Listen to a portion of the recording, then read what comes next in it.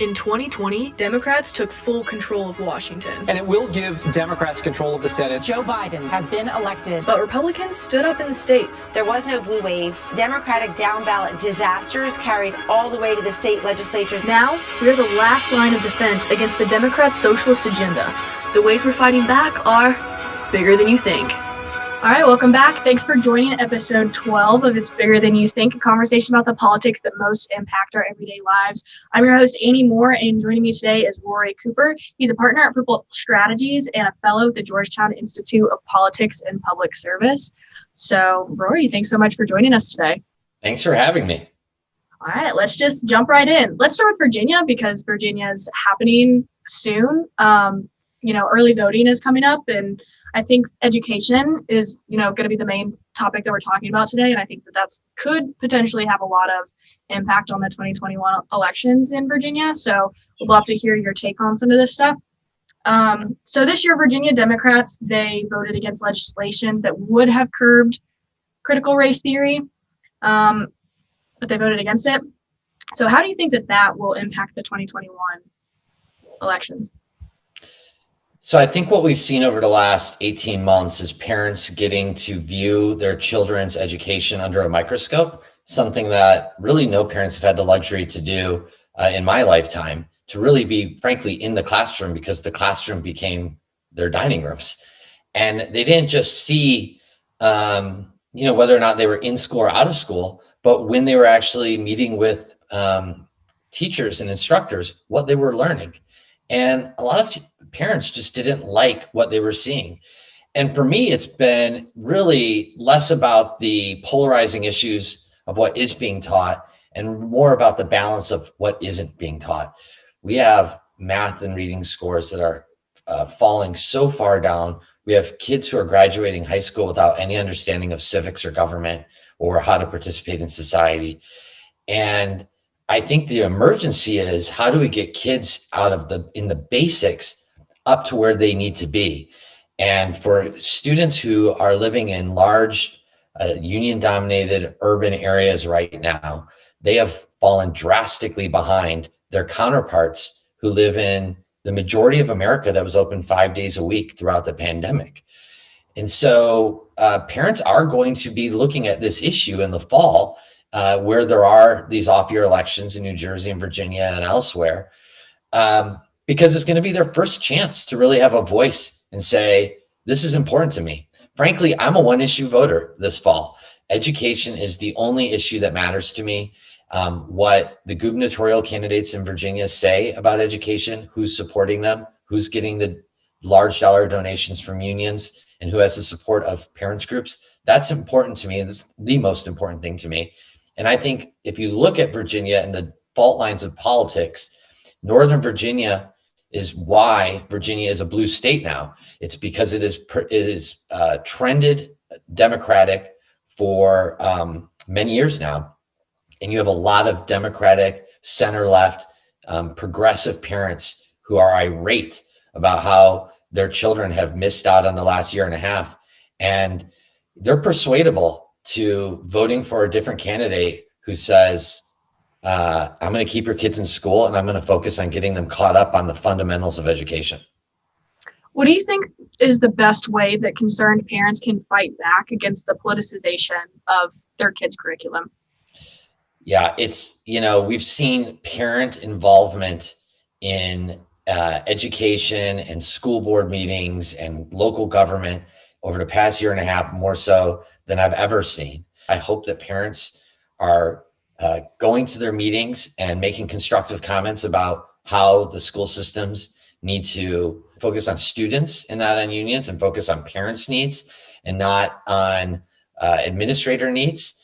I think that another way that parents are being involved right now, frankly, is voting with their feet. Parents are pulling their kids out of public schools. We're seeing a dramatic rise in homeschooling.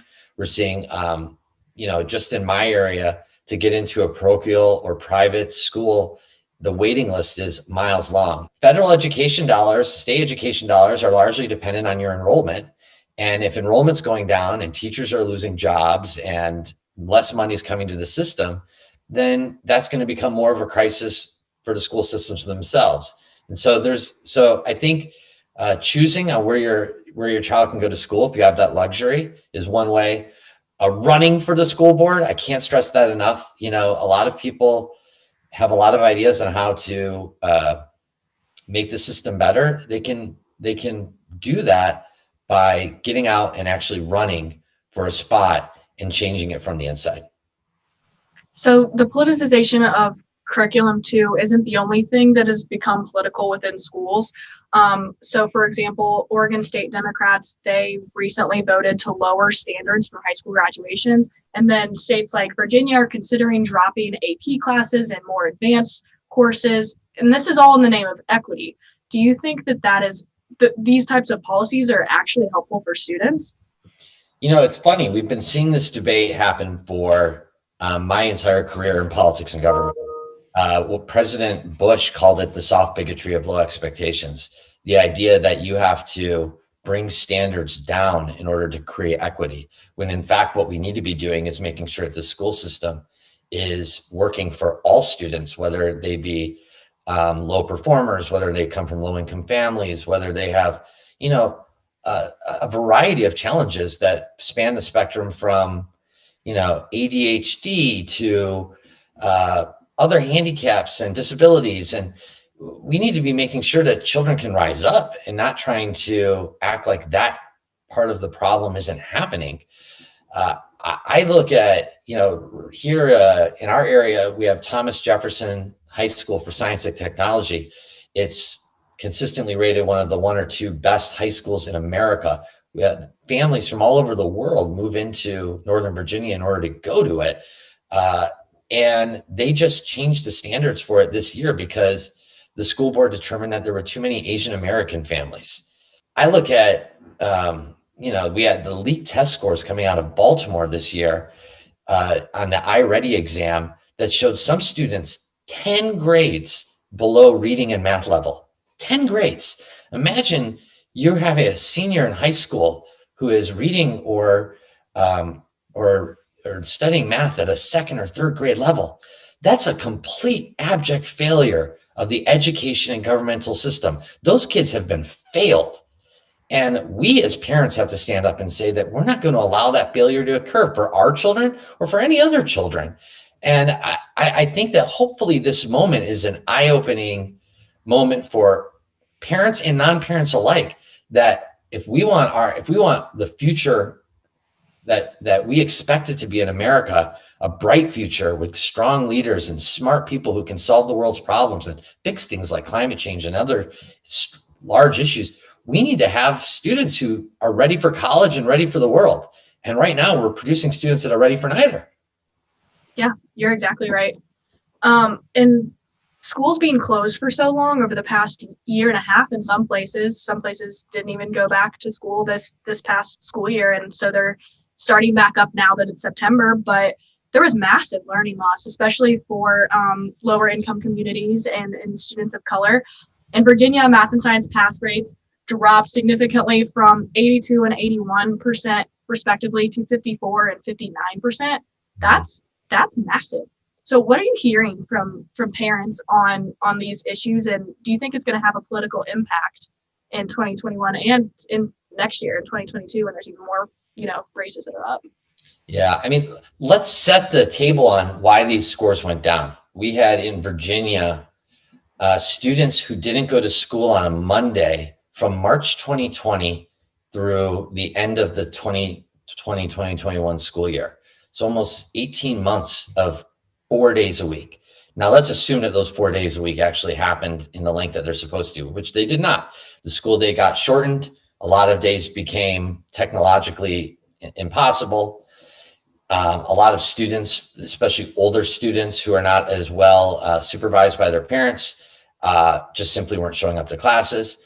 And so you had a truncated year, truncated days, and you had students learning on a laptop. Of course, they're not going to learn as well. Like, this is Occam's razor. This is not going to work well. And the parents who saw their kids in the dining room table knew this was going to happen. And so they demanded there be a solution to the learning loss that we were seeing. And what did the counties the county school boards suggest that there be summer programs that we could help make up some of the learning loss. And so the federal government fully funded those school summer programs. Those never occurred. They were canceled. Why? Because the teachers unions said that they weren't going to cooperate with them. Summer break was summer break. And so we have students who are going into the respective next grades this year who are expected to just simply make up the gap on their own.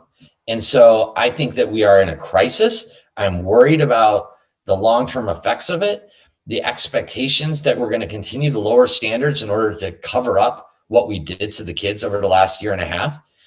You know, I've got nieces and nephews and family friends who are going to school 5 days a week with almost no restrictions throughout the entire 2020-2021 school year.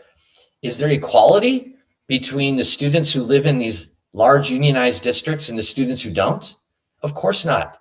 And so when it comes to college admissions, will those students be negatively impacted by the fact that they fell a year and a half behind counterparts? Yes, they will. So we have a lot of inequality to make up for.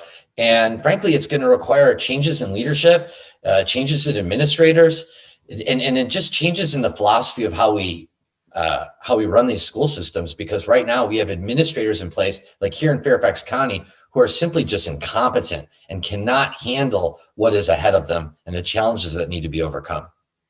Yeah.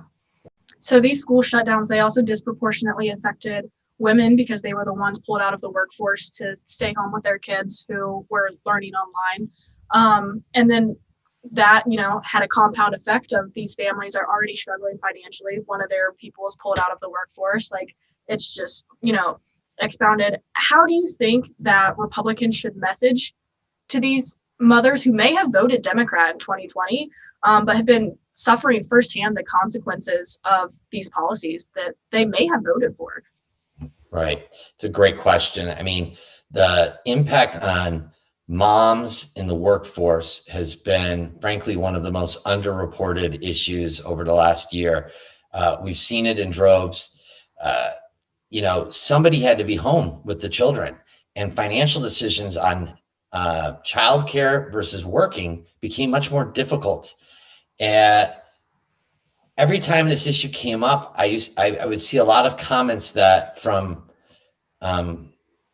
you know, people on the other side of this issue, that school's not a daycare.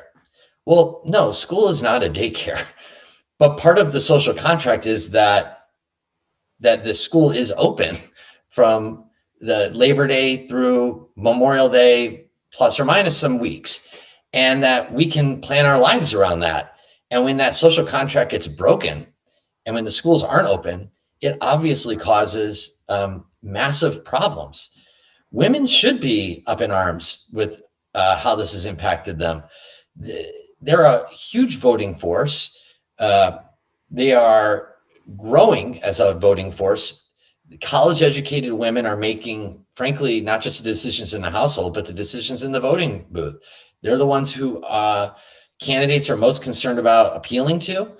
And I think that that's one of the reasons why you see Democratic candidates like Terry McAuliffe in Virginia acting like he doesn't have hundreds of millions of dollars of union money in his back pocket, and that education is really important to him, even though he didn't say the word school or education all of last year, because he knows he's vulnerable on this topic, and so are many. So I think that you're going to see a lot of center left and progressive moms and dads too, who look at the last year and a half and say that, you know, they don't have to be convinced, they don't have to be educated. They saw the direct effect in their households, and it's unprompted for them to complain and be upset about it. Now it's about whether or not you translate that into a vote. And that's up to the candidates who are on the side of giving parents more control to make a clear message to them. I'm going to help restore some of the sanity to this system if you give me your trust, and help and get them out to the polls to actually do that. Right. So you've mentioned this a couple times, the union influence. How has that, you know, how's the curtain kind of been pulled back on union influence over the past, you know, year and a half, give or take? And do you think that the curtain being pulled back is going to drive school choice going forward? Oh, unions have done more to advance school choice in this past year than in the last 2 decades of advocacy. I think that they've done themselves considerable harm, even amongst their own constituency of teachers. I mean, let's look at unions for a second. They're one of the oldest labor organizations. They've been around for well over a century. And yet their constituents, teachers, are the cliche for underpaid professionals. So they've been advocating on teachers' behalf for a century. And the people whose money they take out of their paycheck are a cliche of underpaid professionals. First off, the unions just in their mission have failed completely. They failed educators, they failed the education system, and yet they still take all of the money out of these teachers' paychecks and they give it to Democratic politicians in order for them to, the cycle of dark money to keep going, so that teachers unions can remain very well paid executives flying around the world in private jets and going to conferences and saying that somebody else is the problem. I think that parents understand, first off, that school choice has always existed. It's just always existed for wealthy parents. People who have money can take their children and put them in different schools, and it's not going to cause a major problem. So school choice exists. Where school choice doesn't exist is for middle class and low income families who cannot make those same choices. And so how is that fair? For over the last 18 months, for a wealthy family down the street to be able to send their kid to the private school that's open 5 days a week, 2 blocks away from the public school that's shuttered, because they're able to spend $10,000, $15,000 for that year in order for them to keep going. Meanwhile, poor and middle-class families are suffering because unions don't want them to have that same level of opportunity. You look at the property taxes that people pay in order for these schools to remain open. The counties that were closed over the last 18 months were some of the best funded in America, in the world. Fairfax, Manhattan, Chicago, Montgomery, Washington, San Francisco, LA. You look at per pupil funding, they have more money hand over fist than the school systems that opened. And they saved money over the last year because they weren't spending it, because all of their curriculum and all their activities were done on a laptop. Money is not the issue. The problem is union control, and parents need to demand control back. And frankly, if a union says, well, school choice harms public education, the union should have to answer why. Why would it harm public education? It's because and we know that if given a choice, parents might make a different decision because the public schools aren't giving them what they need. What do you think about teacher unions' influence on the White House? The level of coordination between unions and the CDC and the Biden White House is frankly gross. What we've seen over the last year between Rochelle Walensky and her friends Randy Weingarten and Becky Pringle, and the emails that go back and forth where the science is literally changed because of some political donors complaining, it's appalling. And it's appalling to me for several reasons. One is I want the CDC to be trusted. The CDC is an important agency of the federal government. It's the guidance that it puts out has to be trusted by the American people for public health purposes. And the trust has been so eroded over the last year because we know the decisions they're making are political. It's obvious just from FOIA emails. It's not just us guessing that that's the case. You can read the emails and see that just today they released new emails that showed that the CDC had written mask guidance. The teachers unions didn't think it went far enough. Becky Pringle and Randy Weingarten both called and complained to Walensky, and they rewrote the guidance within the next day. That's not science. That's the Biden administration bending over to donors who spent over $50 million of dark money on their elections over the past 2 cycles. And it's a problem for schools. It's a problem for the children, who should be the focus rather than political donors. And it's a problem for our public health infrastructure because now we're going to have to spend years trying to get people to believe in the CDC again. And it's a real shame. So pivoting a little bit to some more positive things that are going on, state legislatures have been passing a ton of education-related policy over this past year. What are some of those trends that you're watching in the bills that they're passing in regards to education? Yeah, I think the trend that we've seen has been a real move towards education savings plans and funding students and not systems. For years, a lot of the oxygen was towards charter schools. And I think that there is obviously still a place for charter schools, and those should, every option should still be on the table. But I think that what you're seeing now is moves towards giving parents control to be able to choose the best option for them.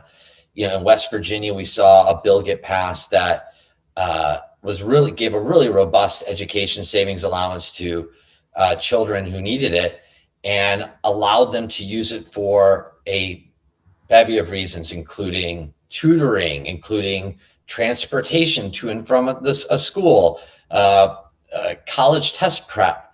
It wasn't just about getting them into a private school. It was about giving them the resources they need to be successful. And that's really should be the goal. Are we setting these kids up to succeed? Is the system designed for them, or is the system designed for adults? And if the system is designed for adults, then it's a failure. The system needs to be designed for children. And the more you see state legislatures respond to what they've witnessed over the past year and a half, and creating systems that focus on the students and not the system, I think the more success you're going to see in those states. Earlier, you said teachers unions that say, school choice hurts the public education system. You said that they should be able to answer why. What's your general response to people? Because that is the number one argument against school choice, is that it hurts the public education system, and byproduct, it hurts, lower income communities and communities of color. What's your response to that? Yeah, school choice hurts unions. That's what it hurts, because you end up with teachers competing for higher payer jobs that are non-unionized, and you have students choosing schools that are right fit for them, whether that's academically, socially, mentally, and that might not be the public school down the street, and so enrollment goes down. And what it does is it puts a hardship on a political system while it enriches children. And frankly, I'm okay with that choice. If you think that a public school cannot compete with a private or parochial school down the street, then you should look inward on what is wrong with your school and how you can fix your school. Because forcing children into failing systems because it either makes you more money or makes you feel better, that has to end. We know it's not working. We know from the test scores that children are falling far behind. And if we want to remain globally competitive, we need to be globally competitive on K through 12 education, which currently we are not. What do you think is the number one thing that parents, local communities, state governments should all be doing to achieve the best possible education for our kids? Get involved and do your best. It's really simple. Parents, I have a lot of faith in parents. I have a lot of faith in parents' ability to understand what's best for their kids, what their needs are. There are children who definitely fall through the cracks, who come from either single parent homes or foster care, or don't have somebody who is able to supervise and support their education progress all the way. We need support for them. The public schools need to be a support for them. I want strong public schools. I want my kids to go to public schools. I want other schools to be able to support students who need it. But we also need to trust parents to make decisions that are best for them. And that means listening to them. That means understanding individualized education plans, why they're important. So getting involved, showing up to these meetings, running for the school board, supporting people who are running for the school board, we saw a lot of open parent groups pop up over the last year and a half. Open FCPS, Open Montgomery Schools, Open Alexandria, Open LA. They've all kind of adjusted to being full-time parents associations. The Fairfax County Parents Association is the one that I'm now joining. It's going to be like a hyper PTA. The PTA has always been somewhat a partner to schools. These new parent groups are more of a advocacy arm for children. And I think that children require advocacy, and I want more parents advocating on their behalf. And then, finally, be courageous. Don't be afraid to advocate for your child, because children need that. And one other thing I would add, your schools are going to fail at teaching your kids civics. They just are. And so not only do you need to be a responsible, engaged citizen, but you need to teach your children to be responsible, engaged citizens. Teach them about government, teach how it works. So that way, this problem doesn't continue to become generational, but that we stop it, and that our children are able to advocate on their behalf and their children's behalf in the future, and we can start moving the trend lines the opposite direction. Okay, well, that was my last question. So thanks so much for joining us today, Rory. Definitely appreciate it. Of course, it was great to be here. All righty. And thank you, everybody, to listening. Don't forget to subscribe to the podcast on whatever platform you're listening on. And always remember, state politics are bigger than you think.